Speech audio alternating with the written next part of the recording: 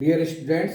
आज हमारे जो वीडियो लेक्चर है उसका जो टाइटल है वो है हाइड्रोकोरी। हाइड्रोकोरी से अभिप्राय है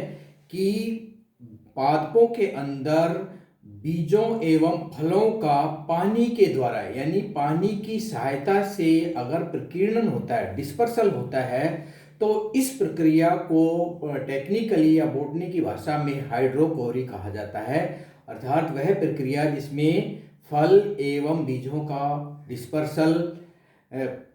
पानी की सहायता से होता है। तो जिन पादपों के अंदर फलों एवं बीजों का प्रकीर्णन पानी की सहायता से होता है, उन पादपों के फलों एवं बीजों के अंदर दो विशेष प्रकार के अनुकूलन पाए जाते हैं। एक, पादपों के फल एवं बीज वजन में हल्के होते हैं,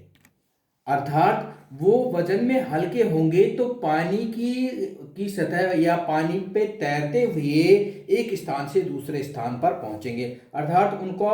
हल्का होना एक लक्षण होना चाहिए। दूसरा, कि पानी के कारण जो फल एवं बीज हैं वो नष्ट नहीं होने चाहिए, क्योंकि जनरली हम देखते हैं कि जब किसी चीज को या किसी प्लांट मटेरियल को पानी में डाला जाता है तो वो धीरे धीरे डिजनरेट हो जाता है। तो पानी से सुरक्षा प्रदान करने के लिए, ताकि वो फल एवं बीज नष्ट नहीं हो तथा पानी की सतह पर तैरता हुआ फल एवं बीज एक स्थान से दूसरे स्थान पर पहुंच सके, इस तरह के दो अनुकूलन इन पादपों के फल एवं बीजों के अंदर पाए जाते हैं। इसका जो सब एग्जाम्पल है वो सबसे बढ़िया एग्जाम्पल है डबल कोकोनट लॉडोसिया मालडिविया, ये। और दूसरा है नारियल, नारियल जिसका बॉटनिकल नाम है कॉकस न्यूसीफेरा। इन पादपों के अगर आप फलों को देखेंगे तो ये देखिए, ये है इन पादपों के फल, ये है डबल कोकोनट और ये है नारियल। ये नारियल के फल एवं फल हैं और ये नारियल के फल हैं, ये पानी की सहायता से एक स्थान से दूसरे स्थान पर पहुंचते हैं, या पानी की तैरते हुए, पानी के अंदर तैरते हुए ये एक स्थान से दूसरे स्थान पर पहुंचते हैं। तो होता क्या है कि इनके अंदर डबल कोकोनट और कोकोनट के अंदर क्या होता है कि पादप का जो फल होता है उस फल के ऊपर,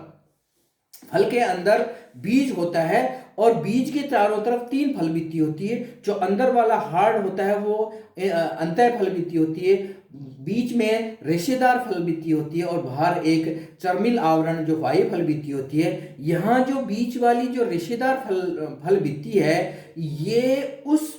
फल को बायोन्सी प्रदान करती है, यानी उत्प्लावकता। रेशेदार होने के कारण क्या है, फल का वजन कम होता है और आकार बढ़ता है, जिससे क्या है कि कोकोनट का जो फल है वो पानी की धाराओं के अंदर या पानी पर तैरता हुआ एक स्थान से दूसरे स्थान पर पहुंच जाता है। दूसरा कारण क्या है कि ये जो तीन फलबित्तियों के आवरण हैं, ये जो अंदर बीज है, फल के अंदर जो बीज है उस बीज को पानी में नष्ट होने से बचाती हैं। अर्थात जो दो प्रमुख अनुकूलन हैं वो कोकस के अंदर नारियल और डबल कोकोनट दोनों के ही अंदर होते हैं, और दोनों के अंदर ही ये संरचना पाई जाती है कि फल का आकार बहुत बड़ा होता है जिसके अंदर बीज है, और फल बित्ती जो रेशेदार है वो उसको आकार में बढ़ाती है और वजन में कम आकार अधिक कर देती है, परंतु फल का वजन बहुत कम होता है जिससे वो पानी की सतह पर तैरता हुआ एक स्थान से दूसरे स्थान पर पहुंच जाता है। इस तरह से जो नारियल है और ये जो डबल कोकोनट है, दोनों के फल जब मुख्य पौधे से गिर जाते हैं तो पानी की धाराओं में तैरते हुए दूर समुद्र के किनारे या जिस भी जलाशय है उस जलाशय के किनारे पर पहुंच जाते हैं, और जैसे ही किनारे पर पहुंचेंगे वो वहां पर पहुंच के अंकुरित हो जाते हैं। इस तरह से जल के माध्यम से अनेक पादपों के अंदर फल एवं बीजों का प्रकीर्णन या डिस्पर्सल होता है और फल एवं बीज नए आवास में पहुंच जाते हैं। दूसरा इसका एग्जाम्पल है निलंबो, कमल। कमल के अंदर क्या होता है, कमल की अगर आप बात करें तो कमल का जो ये है, ये कमल का फल है, और ये जो डॉट डॉट से स्टार से है, ये सब क्या है, कमल के बीज है। तो कमल का जो फल होता है निलंबो न्यूसीफेरा, ये जो सी है, इसके अंदर ये देखिए, ये कमल का जो फ्रूट है और ये कमल का जो पुष्पासन है, ये स्पंजी हो जाता है। कमल का पुष्पासन क्या हो जाता है, स्पंजी हो जाता है, जिसके कारण क्या होता है, कमल के फल का आकार बढ़ जाता है, जबकि उसका वजन बहुत कम होता है, तथा जो स्पंजी है उसमें वायु एयर स्पेस बहुत बड़े बड़े होते हैं, तो ये वजन में बहुत हल्का होता है और पानी में आसानी से तैर सकता है। दूसरा क्या है कि जो पुष्पासन के स्पंज होने से जो अंदर बीज है, वह बीज पानी के कारण नष्ट नहीं हो पाता है, इसलिए कमल के बीजों के अंदर स्पंजी पुष्पासन का होना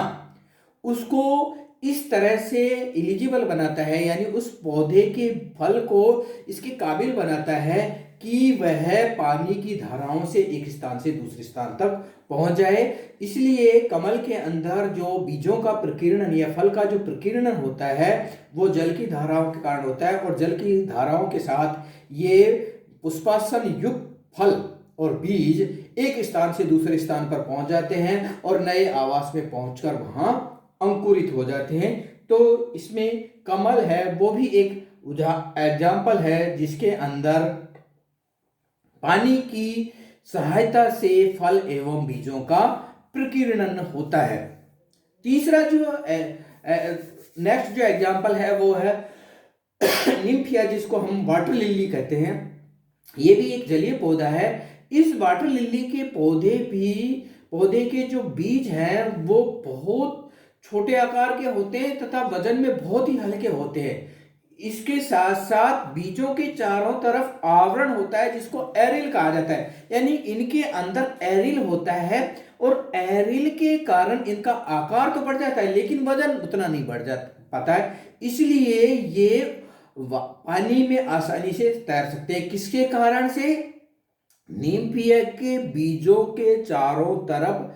एरिल होता है, और एरिल के कारण जो इनका आकार है वो तो बढ़ता है बीज का, लेकिन वजन नहीं, बहुत उसकी तुलना में वजन बहुत कम बढ़ता है, इसलिए ये जल की सतह पर आसानी से तैरते हैं। दूसरा जो ये एरिल है निम्फिया के अंदर, यह एरिल निम्फिया के बीजों को जल से नष्ट होने से बचाता है। इसके बाद जो नेक्स्ट एग्जांपल है सिंघाड़ा, जो कॉमन है, कीचड़ तालाब के अंदर ये पाया जाता है। तो तालाबों के पानी के अंदर जब ये सिंघाड़ा होता है तो इस सिंघाड़े के ऊपर जो इसका बीज बनता है, उस बीज का वजन तो कम होता है लेकिन वो आकार में बड़ा होता है, और आकार में बड़ा होने के साथ साथ इसके चारों तरफ एक दृढ़ आवरण होता है, जिससे ये पानी में नष्ट नहीं हो सकते। इसके कारण क्या होता है कि ये पादप से अलग होने के बाद ये बीज कीचड़ में या जमीन में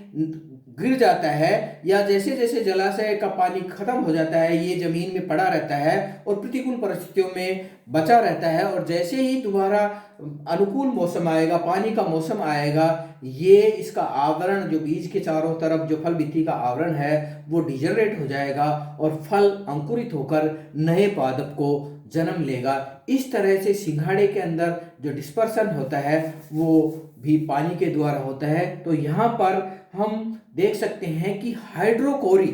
या पादपों के अंदर बहुत सारे ऐसे जलीय पादपों के अंदर बहुत सारे ऐसे एग्जाम्पल हैं जिनके अंदर फल एवं बीजों का जो डिस्पर्सल है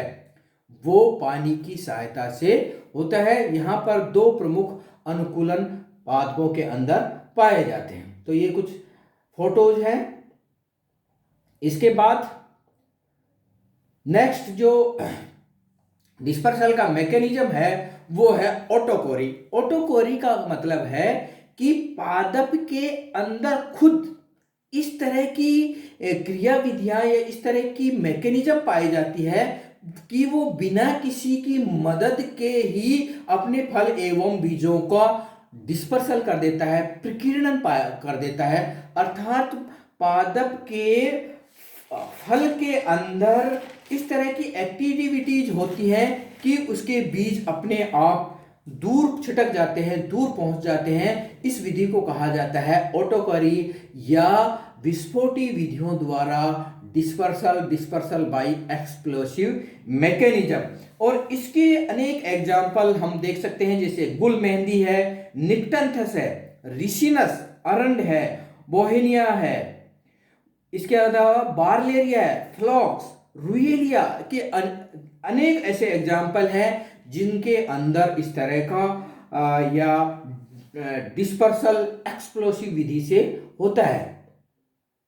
यहां पर देखिए,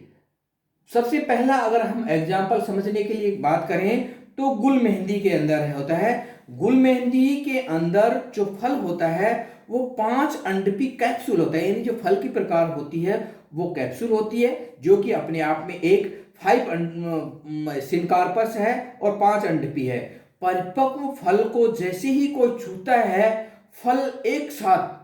बल के साथ खुलता है और इसकी जो फल बिकती है वो स्प्रिंग की भांति उल्टी रोल हो जाती हैं और बीज इस झटके के साथ खुलने से बीज अलग होकर दूर छिटक जाते हैं। ये देखिए, ये है इम्पेंसिया जो आपका एग्जाम्पल है ए। ये देखिए ए, इसके अंदर ये कार्पल है 1 2 3 4 5, 5 अंडपी है और 5 अंडपी होने से जैसे ही इस फल को कोई छुएगा, ये क्या है कि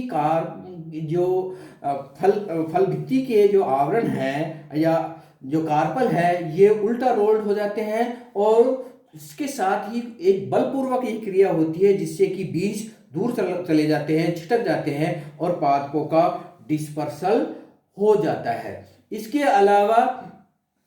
दूसरा है जिरेनियम। जिरेनियम के अंदर देखिए, जिरेनियम ये है बी, जिरेनियम के अंदर इस तरह से होता है। यहां पर जिरेनियम के अंदर बीजों का जो प्रकीर्णन होता है वो भी गुल मेहंदी के समान ही होता है, लेकिन यहां पर 5 अंडपी संरचना है और यहां पर जो कैप्सूल है उस कैप्सूल का निचला हिस्सा, यानी कैप्सूल का जो ये नीचे वाला भाग है उस भाग से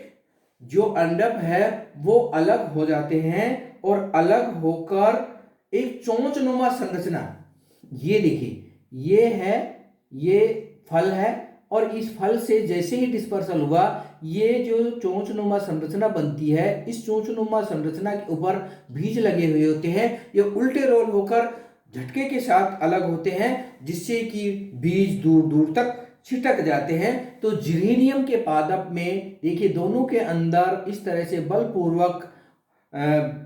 बीज फल से अलग होते हैं। इसके अलावा जो है बोहिनिया के अंदर हम देखें तो बोहिनिया का जो फल होता है, क्योंकि बोहिनिया क्या है, लेगुमिनेसी का है, फल होता है सिम, लेग्यूम होता है और यहां पर जैसे ही इस फल को कोई छूता है तो पटाखे की जोरदार आवाज के साथ, जैसे पटाखे में आवाज निकलती है उस आवाज के साथ इसके फल की जो दोनों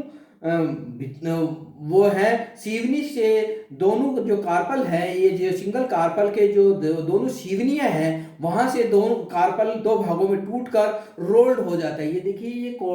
टूटकर रोल्ड हो गया है और ये रोल्ड हो गया है और इस तरह से ये अलग हो गया है, एक ये भाग हो गया और एक ये भाग हो गया और ये बीज इससे छिटक कर अलग चले जाते हैं। तो इस तरह से बोहिनिया के पादप के अंदर बीजों का डिस्पर्सल होता है। इसी प्रकार से वायोला के फलों के अंदर भी फल भित्ति के अंदर तनाव उत्पन्न होता है और स्फुटन रेखा से फल फट जाता है और बीज छिटक कर अलग हो जाते हैं। रुएलिया है, बार्लेरिया है और एक्एंथिसी के कुछ अन्य फल हैं जिनके अंदर जो बीज होता है उन बीजों के ऊपर क्या होता है, जैकुलेटर्स पाए जाते हैं और इन जैकुलेटर्स के माध्यम से फल से बीज छिटक कर दूर चले जाते हैं, डिस्पर्स हो जाते हैं और बीजों का आसानी से डिस्पर्सल हो जाता है और बीज नए आवास में पहुंच जाते हैं। इसी प्रकार से एक और एग्जाम्पल है इक्बेलियम इलेटेरियम। ये जो पादप है, इस पादप के अंदर, इस पादप को स्क्वेरिलिंग कुकुम्बर भी कहा जाता है। यहाँ पर बीजों का प्रकीर्णन फल के सूखने से पूर्व होता है और फल, देखिए ये जो पादप है इक्बेलियम, इसके अंदर देखिए ये फल है और फल जैसे ही परिपक्व होगा, परिपक्व होने से के बाद इस तरह से विस्फोट के साथ में फल के अंदर श्लेष्मी पदार्थ होते हैं और उनका जो ट्रिगर प्रेशर, अंदर जो दाब बनता है, उस दाब के कारण फल के अंदर जो ग्रंथ के अंदर जो दाब बनता है, सीड्स एक प्रेशर के रूप में फल से बाहर निकल जाते हैं और एक फव्वारे के रूप में बीज से बाहर निकलते हैं। तो इस तरह से अनेक पादपों के अंदर बोहेनिया, वायोला, रुएलिया, इक्बेलियम, इलेटेरियम, इन पादपों के अंदर जो बीजों का डिस्पर्सल होता है, वो डिस्पर्सल पादप के खुद के अंदर उत्पन्न होने वाले टेंशन या ऐसी कोई मैकेनिज्म उत्पन्न होती है जिससे पादप की जो